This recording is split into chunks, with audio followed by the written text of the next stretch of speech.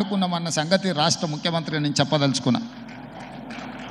ఈ ప్రజలకు కోట్లాది మంది దాహార్తిని తీర్చే ఈ యొక్క చెరువులను శ్రీమంతులుగా గొప్ప వ్యక్తులుగా ఉన్న వాళ్ళు వాటి పక్కనే ఫామ్ హౌస్ల పేరు నిర్మించుకొని వాళ్ళ డ్రైనేజ్ కాలువలు తీసుకెళ్ళి గండిపేటలో కలిపినారు. నేను ఇక్కడ వేదిక మీద ఉన్న పెద్దలతో పాటు ఇక్కడ వచ్చిన భక్తులను నేను ఒకటే మాట అడగదలుచుకున్నా.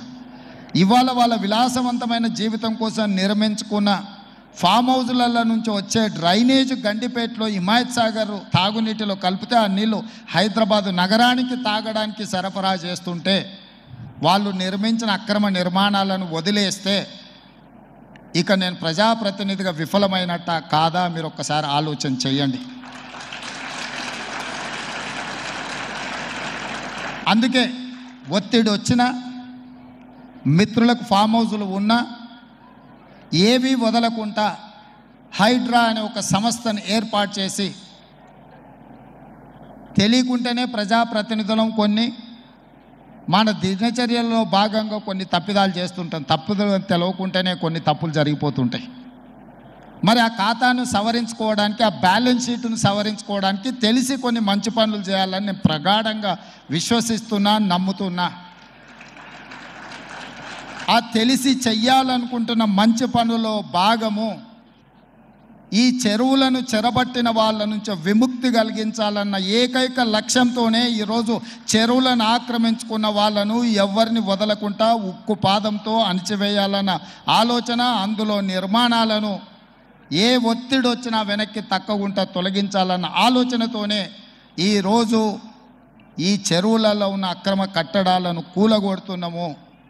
దీనికి స్ఫూర్తి భగవద్గీత అనే కురుక్షేత్ర యుద్ధ సందర్భంలో అర్జునుడు ఆయుధాలను కింద పడేసి రాజ్యం కోసం భీష్మ పితామహుడు, అదేవిధంగా కర్ణుడు, దుర్యోధనుడు, దుశ్శాసనుడు నా సహోదరులందరూ ఆ పక్కన నించుంటే ఈ రాజ్యం కోసం వాళ్ళందరినీ సంహరించడం, వాళ్ళని సంహరించి రాజ్యాన్ని సాధించుకోవడం ద్వారా ఏమి ఉంటుంది, ఏం మనశ్శాంతి వస్తుంది అని చెప్పి అర్జునుడు యుద్ధతంత్రం నుంచి తప్పుకుంటా అన్నప్పుడు శ్రీకృష్ణ భగవానుడు బోధించిందే భగవద్గీత.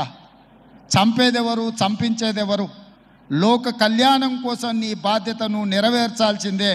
ధర్మం బ్రతకాలి, అధర్మం ఓడాలి అంటే నువ్వు యుద్ధం చెయ్యాల్సిందే అనే యుద్ధనీతిని ఆ రోజు అర్జునుడికి బోధించింది శ్రీకృష్ణ భగవానుడు.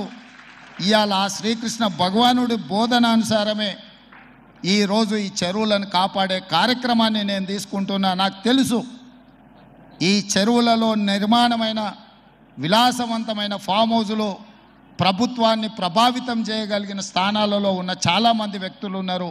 ప్రత్యక్షంగా ప్రభుత్వంలో భాగస్వాములు అయి ఉండొచ్చు, లేకపోతే సమాజం మీద బాగా ప్రభావితం చేయగలిగిన వ్యక్తులు ఉండొచ్చు. కానీ వాటన్నిటినీ నేను పట్టించుకోదలుచుకోలే. ఇది భవిష్యత్ తరాలకు, ఇది రాజకీయాలకు సంబంధం లేదు. నేను స్పష్టంగా చెప్పదలుచుకున్నా.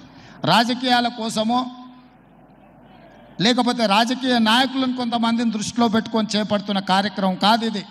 భవిష్యత్ తరాలకు, మన పిల్లలకు, వాళ్ళ పిల్లలకు వారసత్వంగా మనం అందించే సంపద ఈ సరస్సులు, ఈ నదులు, లేకపోతే ఈ రోజున్న ఈ చెరువులు.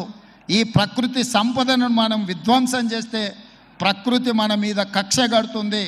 ప్రకృతి మన మీద ప్రకోపిస్తే మనం చెన్నైలో చూసినాం, అదేవిధంగా ఉత్తరాఖండ్లో చూసినాం, నిన్నగాక మొన్న వాయనాడు మనం కేరళలో చూసినాం. ఈరోజు ఇలాంటివన్నిటిని దృష్టిలో పెట్టుకున్నప్పుడు ఈ హైదరాబాదు నగరాన్ని రక్షించుకోవాల్సిన బాధ్యత మన అందరి మీద ఉన్నది. ఇది ఒక సుందరమైన నగరం. ఈ నగరానికి ఈ చెరువులే ఒక అందం. ఈ చెరువులను కాపాడే బాధ్యత ఈ ప్రభుత్వం తీసుకుంటుంది. ఎవరు ఏమనుకున్నా, ఎవరు ఏ ఒత్తిడి తెచ్చినా వాటన్నిటిని పక్కన పెట్టి చెరువులను ఆక్రమించుకున్న వాళ్ళ భరతం పడుతుంది ఈ ప్రభుత్వం అని చెప్పి నేను ఈ సందర్భంగా తెలియదలుచుకున్నాను.